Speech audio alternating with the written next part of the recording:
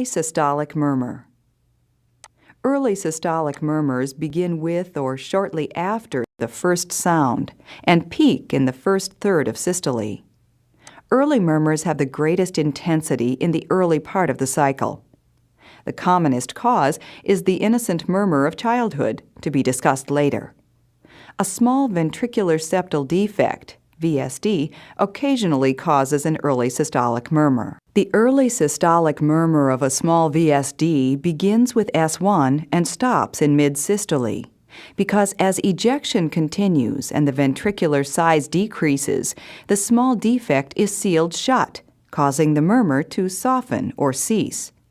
This murmur is characteristic of the type of children's VSD located in the muscular portion of the ventricular septum. This defect may disappear with age. This next example presents such a murmur.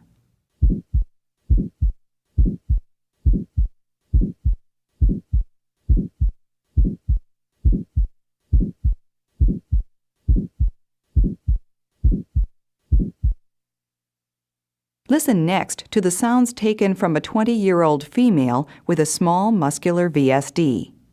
The recording was taken at the left lateral sternal border.